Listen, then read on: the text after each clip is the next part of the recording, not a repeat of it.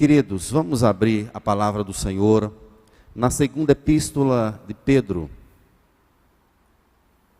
no capítulo 3, verso 10.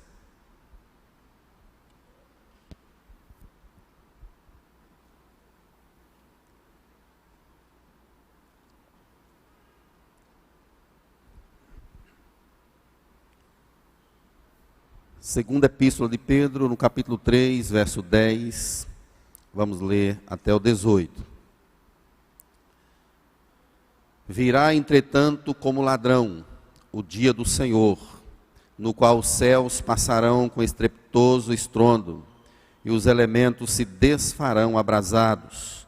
Também a terra e as obras que nela existem serão atingidas.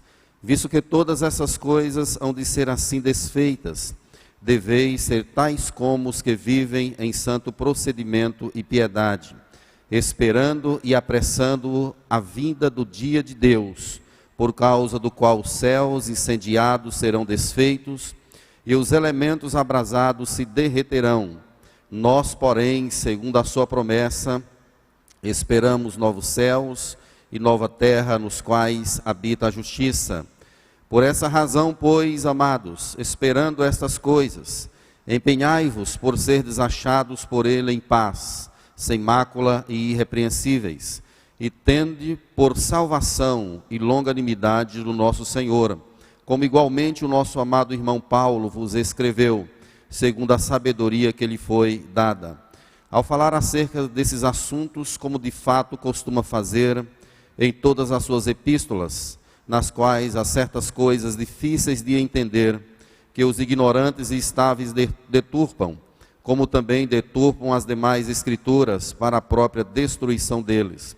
Vós, pois, amados, prevenidos como estáis de antemão, acautelai-vos, não suceda que, arrastados pelo erro desses insubordinados, descaiais da vossa própria firmeza. Antes, crescei na graça e no conhecimento do nosso Senhor e Salvador Jesus Cristo. A Ele seja a glória, tanto agora como no dia eterno. Amém. Queridos irmãos, nós somos chamados para viver uma intensa expectativa do retorno de Jesus. Há uma promessa bíblica no Antigo Testamento, no Novo Testamento, de que Jesus voltaria para buscar a sua igreja.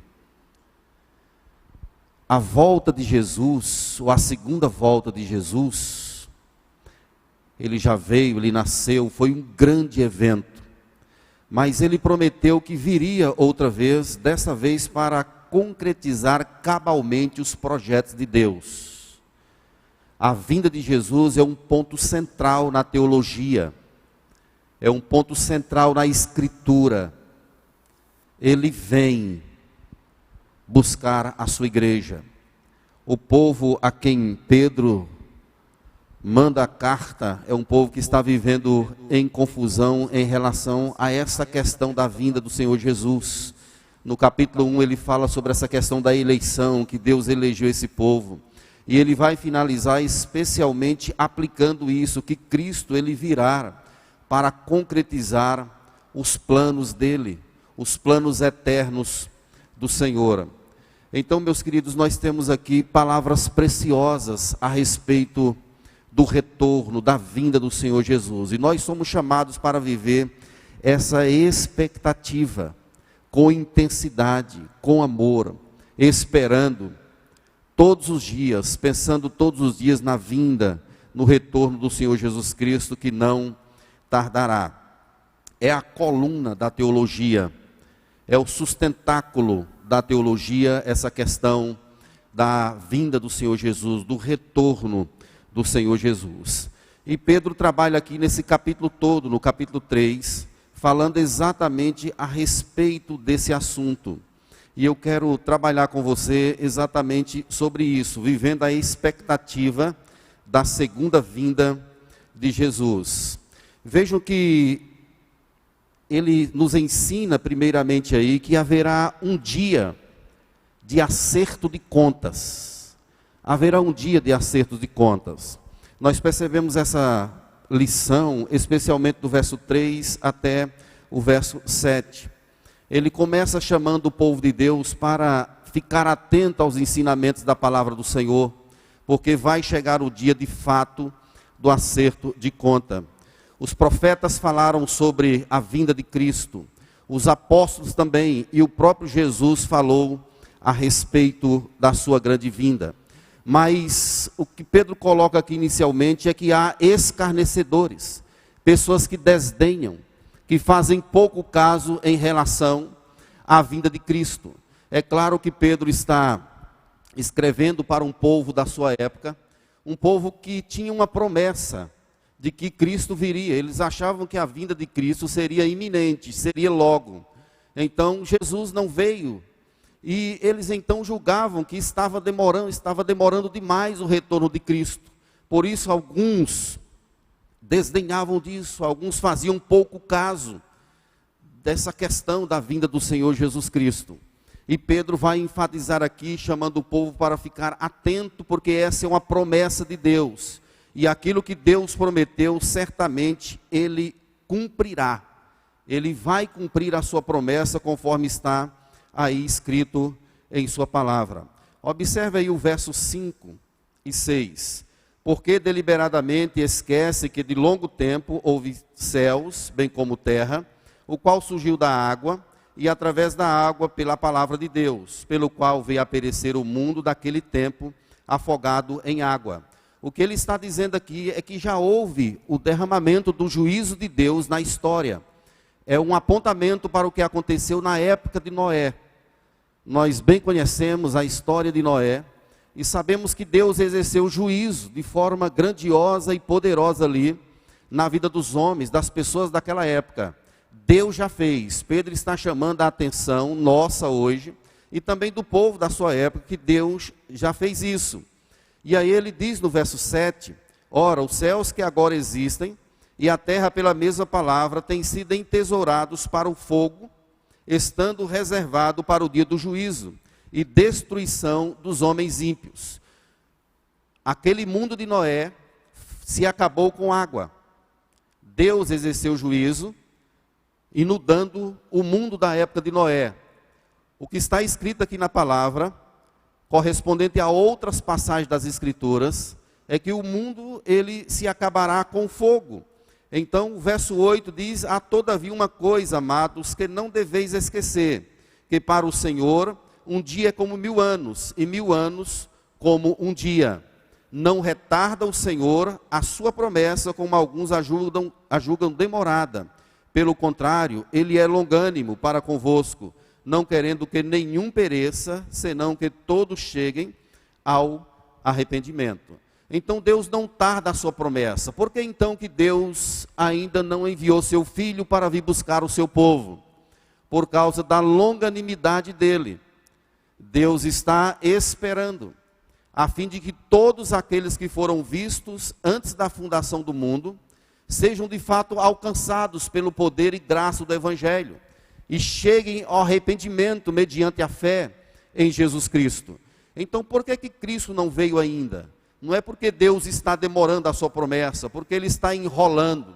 É porque Deus, Ele é longânimo. Ele está aguardando, a fim de que todas as ovelhas que foram vistas, que têm os seus nomes escritos no livro da vida, elas cheguem de fato ao arrependimento, elas conheçam que Jesus de fato é o caminho, a verdade e a vida. Se Cristo tivesse vindo 100 anos antes, nós teríamos ficado de fora. Então dessa forma nós percebemos a longanimidade do Senhor. Todas as ovelhas de Cristo, elas hão de ser trazidas, não pelo poder do homem, não pelo poder da igreja, mas pela graça bondosa e misericordiosa do Senhor. Então o juízo de Deus, ele já veio na época de Noé, e ele diz que haverá um dia que virá o juízo de Deus. Jesus virá buscar a sua igreja e haverá o grande dia do julgamento de Deus. Deus vai separar os justos dos que não são justos e vai mandar uma parte do povo, dos homens de toda a face da terra, para o inferno. E outros serão acolhidos por ele em sua presença. Esse povo estará com Deus em toda a eternidade. Nós estamos vivendo um tempo da grande tribulação. Jesus falou sobre ela em Mateus 24. Nós estamos vivendo esse dia, esses dias. Nós estamos vivendo o milênio que está descrito lá no Apocalipse capítulo 20. Nós já estamos nessa era, já estamos nesse tempo. O milênio, ele compreende da primeira vinda de Cristo até a concretização que é a segunda vinda do Senhor Jesus. Vejam que o mundo está cada vez mais se deteriorando. E sem querer passar uma ideia fatalista ou negativa da história, nós não devemos esperar melhoras do mundo. Vai piorar ainda mais. O pecado vai crescendo velozmente. A fé vai ficando pouca. O amor de todos, por se multiplicar a iniquidade, ele vai se esfriar. Então a perspectiva bíblica não é uma perspectiva de melhora no mundo, é uma perspectiva de piora, mas o culminar da vinda do Senhor Jesus é iminente. Jesus virá de forma repentina, haverá de fato o dia do acerto de contas para todos os homens. Os servos de Deus, os filhos de Deus não serão julgados para a sentença, mas serão galardoados segundo a graça, bondade e misericórdia do Senhor. Então, meus irmãos, essa ideia da vinda de Cristo, ela é uma ideia que está dentro da Escritura, enraizada na Escritura, e nós devemos viver essa expectativa de forma grandiosa e poderosa. Veja o que diz o verso 10. Virá, entretanto, como ladrão, o dia do Senhor, no qual os céus passarão com estrepitoso estrondo, e os elementos se desfarão abrasados, também a terra e as obras que nela existem serão extintas, serão extinguidas. Então, tudo vai passar. Jesus virá repentinamente, quando nós menos esperarmos. Já imaginou como seria bom se Jesus chegasse agora?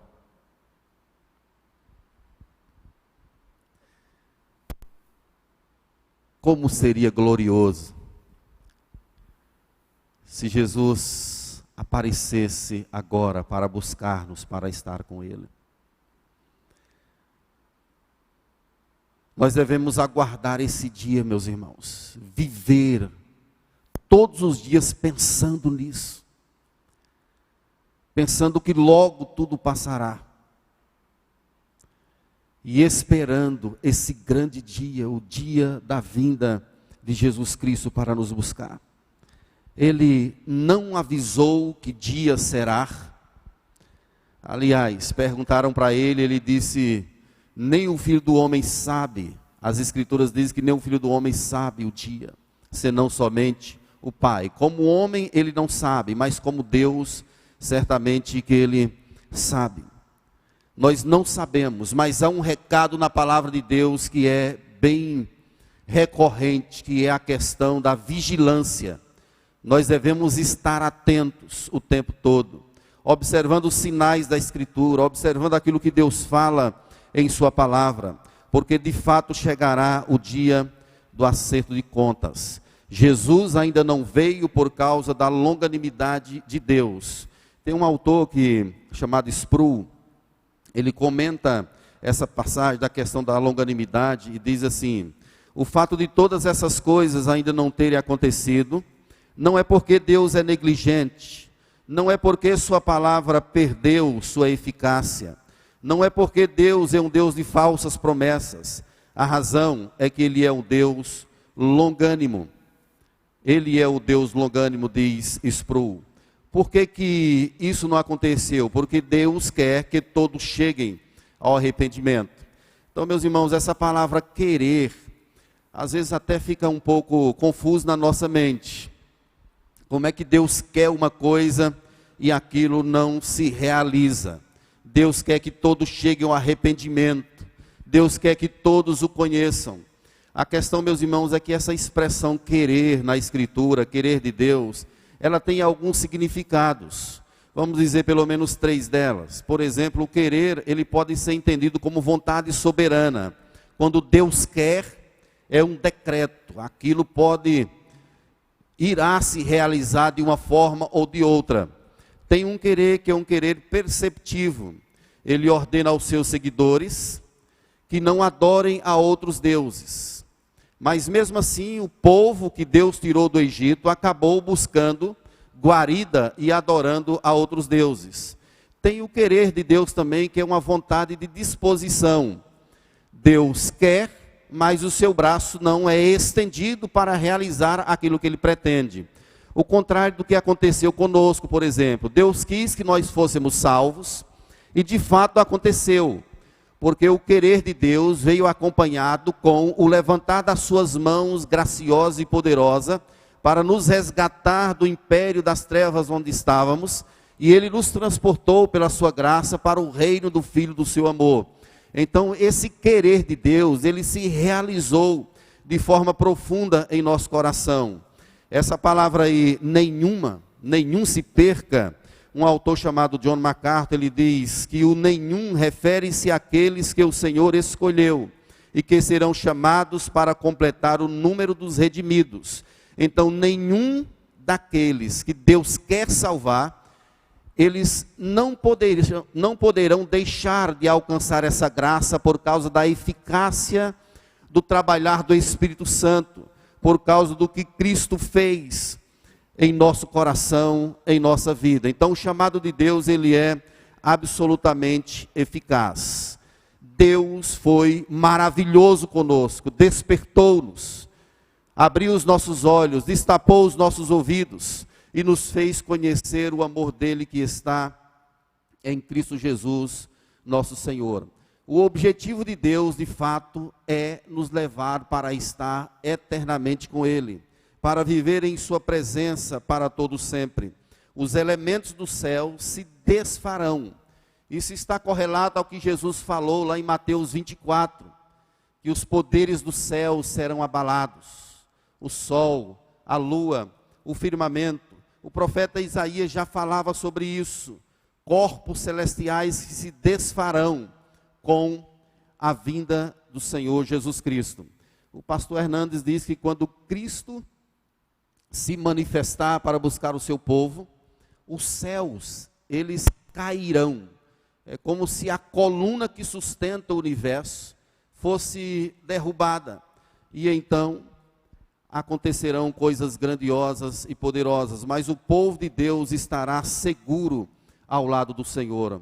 Ó que dia glorioso, ó que dia maravilhoso será esse dia.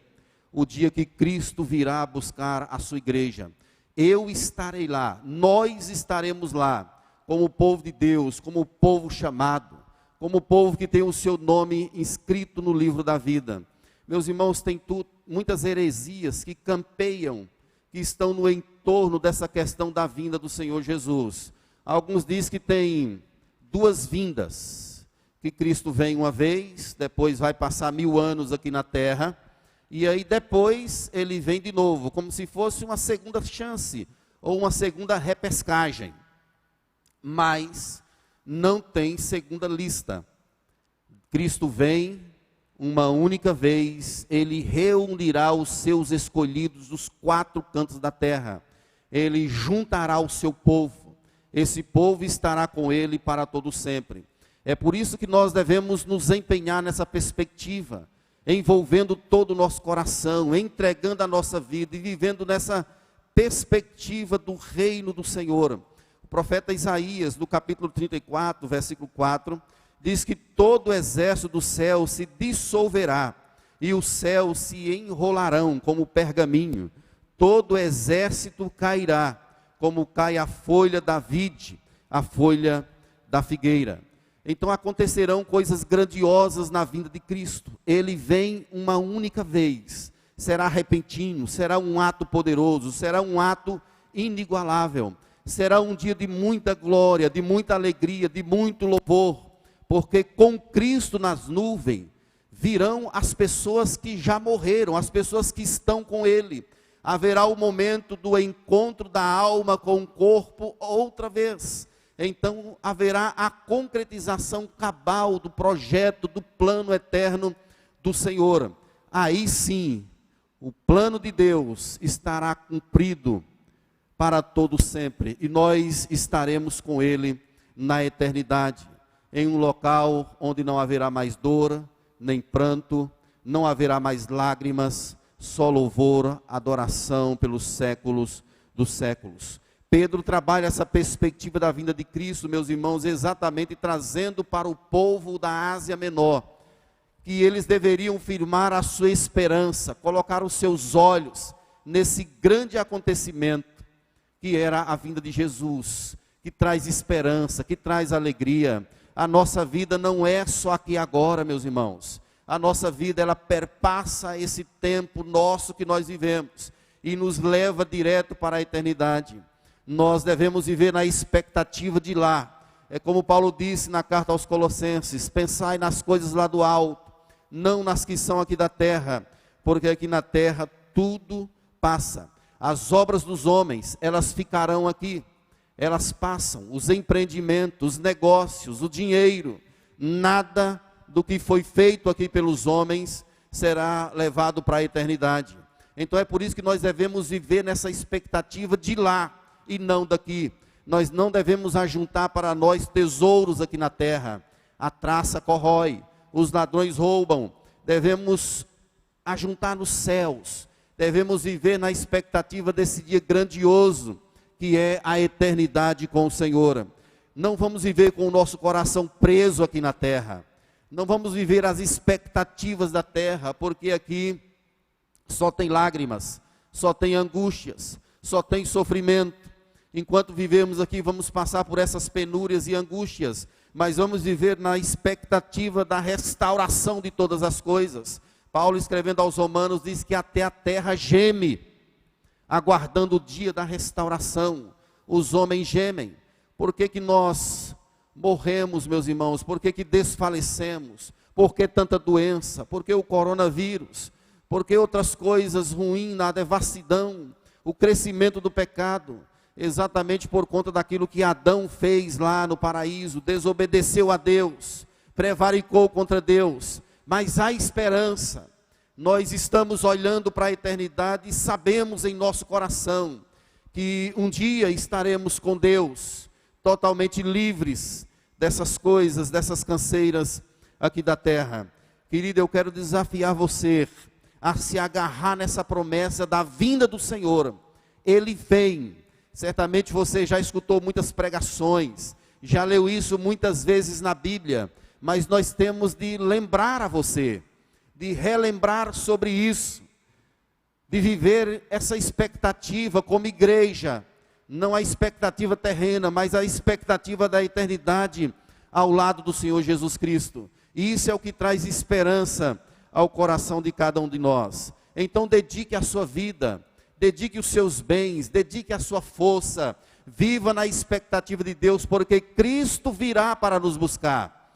Cristo virá para buscar a sua igreja, e nós não podemos estar desapercebidos, não podemos ser negligentes em relação a essa grande realização, porque, meus irmãos, será um dia de risos, de alegria, mas também um dia de choro, ranger de dentes, um dia de separação, um dia em que Deus mandará muita gente mesmo para o fogo do inferno, preparado para os ímpios, para Satanás, seus demônios. Então é isso que está escrito na palavra do Senhor. Agora, meus irmãos, como que a igreja deve viver essa expectativa? O que que a igreja deve fazer? Qual deve ser o nosso comportamento? Aí a partir do verso 14, ele vai nos mostrar dizendo: por essa razão, pois, amados, esperando essas coisas, o quê? Empenhai-vos por seres achados por ele em paz, sem mácula e irrepreensíveis. Primeiramente precisa haver um empenho, um esforço, Para que esse esforço? Para que o nosso coração não seja envolvido demasiadamente com as coisas da terra. Devemos estar empenhados, esforçando-nos, observando e vivendo essa expectativa. É o nosso papel. Temos de pensar sobre isso, orar sobre isso, falar sobre isso. É o dia do grande encontro do noivo com a sua noiva, que é a igreja. Como é que a igreja pode apressar a vinda do Senhor? É um chamado para a igreja a apressar esse dia. A igreja pode apressar exatamente vivendo essa expectativa da Maranata, ou do Maranata, em oração, clamando ao Senhor: venha o teu reino, venha o teu reino. É necessário, meus irmãos, nós estamos envolvidos sobre isso e desejando ardentemente. Essa palavra apressando, ela significa exatamente desejar com entusiasmo, para que algo aconteça logo. É um estado de ansiedade saudável, que pede ao Senhor, que ora a Deus para que essas coisas se realizem logo. Qual deve ser o nosso comportamento, meus irmãos, ante a vinda iminente de Jesus Cristo? Devemos viver essa expectativa, devemos nos preparar perante o Senhor com todo o empenho, para que Ele nos ache em paz, sem mácula e irrepreensíveis. Ou seja, devemos viver uma vida piedosa ao lado do Senhor, apegados à palavra, apegados a Jesus, vivendo em comunhão. Nós estamos na luz e devemos viver como filhos da luz. Não devemos viver como o povo que está em trevas. Ao contrário, devemos estar empenhados nessa perspectiva da vinda do Senhor Jesus Cristo, apressando no que diz respeito ao desejo entusiasmado dessa grande vinda. Você almeja esse dia? Como é que está seu coração? Com que frequência você pensa sobre a vinda de Cristo? Você já pensou nisso hoje? É tempo de nós exercitarmos mais isso, querido. É o que diz respeito a essa palavra aqui, apressar. É um desejo ardente, cheio de entusiasmo. É quando você está esperando algo grande que vai acontecer em sua vida. E para alguns, quando tem algo para acontecer, a ansiedade bate forte. O sono vai embora. Pensa naquilo o tempo todo, querendo que aquilo aconteça logo. É exatamente esse sentimento que deve haver no coração do Filho de Deus, o servo de Deus. Um sentimento de que Cristo venha logo buscar a sua igreja. Certamente, se você tem Jesus como seu Salvador, você está preparado para esse grande dia. Se você tem a Jesus como seu Salvador, você estará ao lado direito de Deus. Ele te colocará do lado direito. Jesus contou várias parábolas sobre isso, sobre a vinda dele. Vai chegar um tempo que ele vai separar de verdade o trigo do joio, os bons dos maus. E nós estaremos ao lado dele, pela graça e pela misericórdia dele. Agora, queridos, nós devemos viver essa expectativa, ansiando, orando, clamando, com entusiasmo por essa vinda de Jesus Cristo, que pode acontecer a qualquer momento. Se nós soubéssemos o dia, não seria bom. É melhor que seja assim, para vivermos essa expectativa grandiosa. Se soubéssemos que Jesus viria quarta-feira agora, essa igreja aqui certamente estaria lotado com coronavírus e tudo. A gente estaria se abraçando em comunhão o tempo todo, nada nos impediria. Nós já sairíamos daqui, iríamos para as ruas evangelizar, falar dessa grande vinda. Mas é exatamente, meus irmãos, para vivermos essa expectativa que nós não sabemos o dia que devemos nos empenhar de todo o nosso coração, desejarmos ardentemente a vinda do Senhor.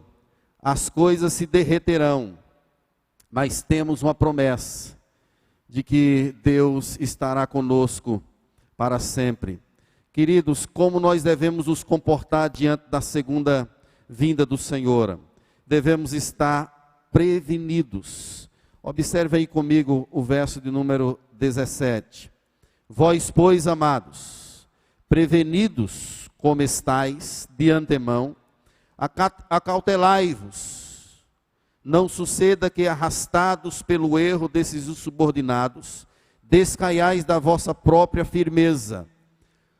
O que ele está dizendo aqui é para que nós estejamos firmes no Evangelho, firmes nas Escrituras, não deixando nos levar pelos ensinamentos humanos a respeito disso. Cristo vem.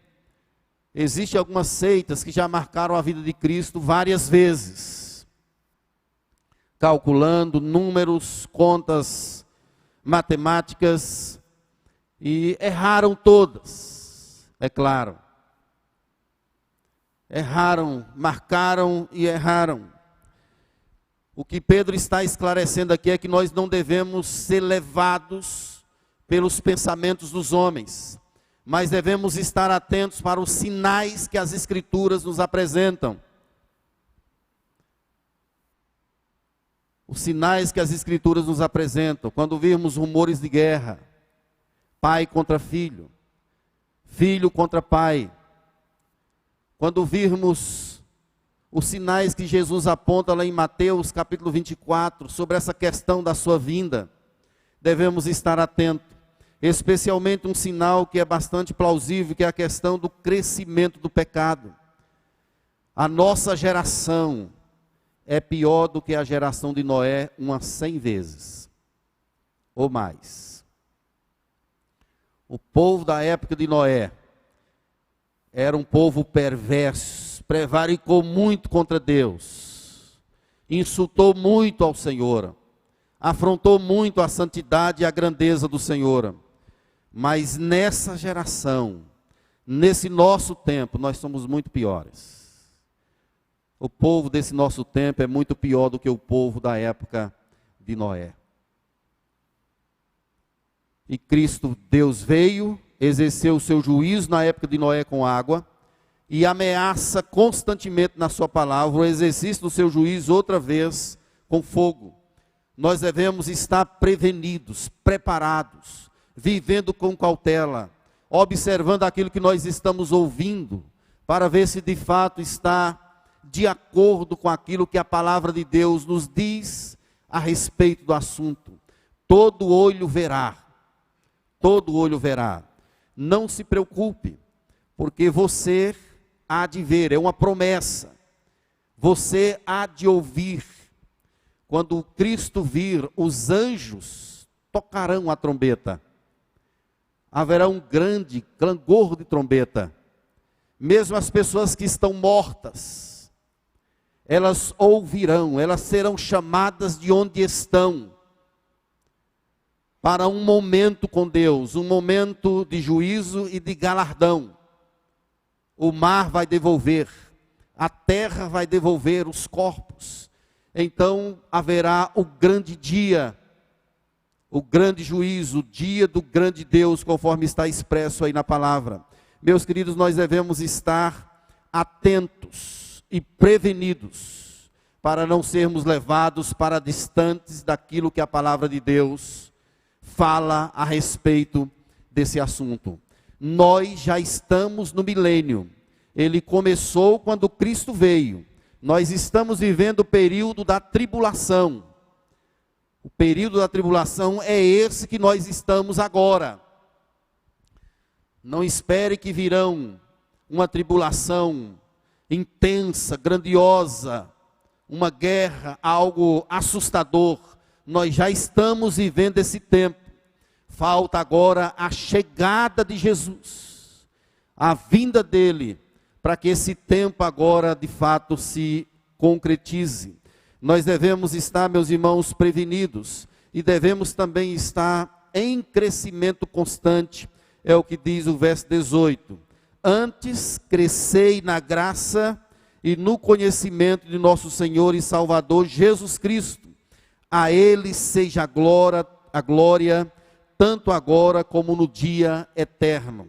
Então devemos viver na expectativa, prevenidos. Devemos estar crescendo na graça e no conhecimento do Senhor Jesus Cristo.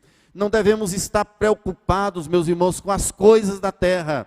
Devemos colocar a nossa esperança no Senhor. A nossa esperança precisa estar posta em Jesus. Eu quero convidar você para abrir a sua Bíblia na primeira epístola de Paulo à igreja de Tessalônica. Vamos lá rapidinho para a gente ler lá esse texto. No capítulo 5, versículos de 1 a 6. Nós vamos ler lá o que ele disse a respeito desse assunto. Primeira epístola à igreja de Tessalônica, no capítulo 5.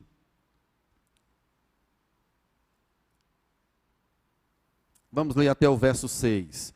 Eu quero que a igreja leia comigo, bem forte. Vamos lá? Irmãos, relativamente aos tempos e épocas,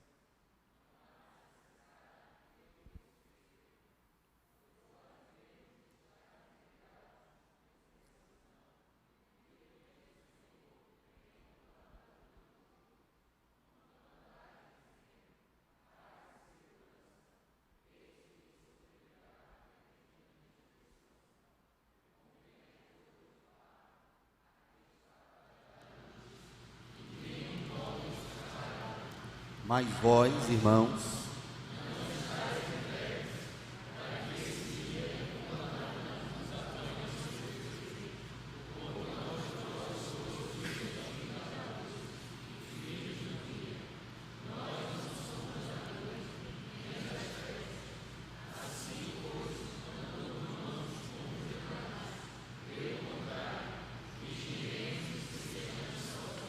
esse é o recado de Deus para as nossas vidas. Vigiemos e sejamos sóbrios. Nós estamos na luz. Meus queridos, em tom de aplicação, eu gostaria de dizer 3 questões para a gente memorizar, guardar em nosso coração.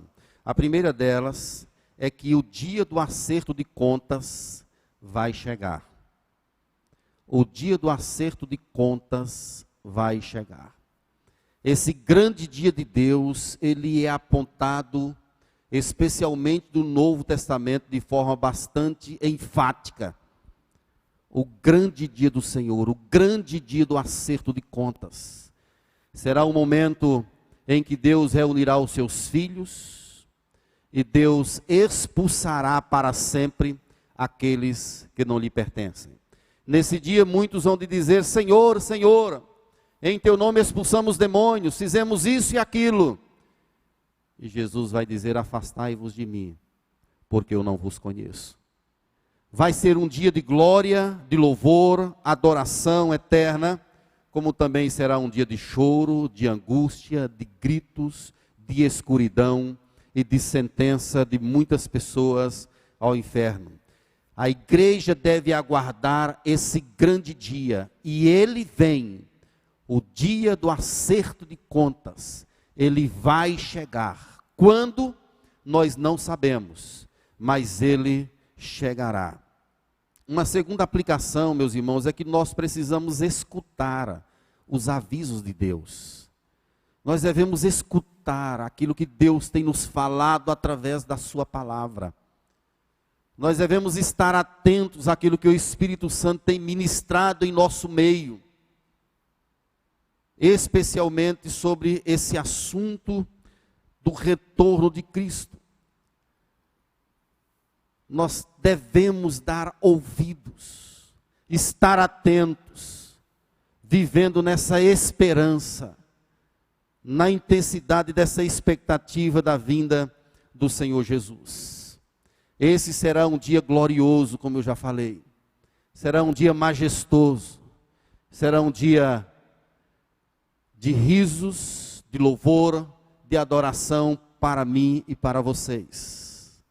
Mas será um dia de trevas, densas trevas, para homens e mulheres que não entregaram as suas vidas a Cristo, que não reconheceram o senhorio de Deus, que não entenderam, que não foram alvo da graça para entender o projeto, o plano de Deus apontado na cruz do Calvário. Queridos irmãos, finalizando, eu quero afirmar enfaticamente: Jesus virá. Jesus vem. Vamos viver essa expectativa, em nome de Jesus. Vamos viver nessa dimensão de que Ele virá para nos buscar outra vez, para estarmos eternamente com Ele. Amém, queridos?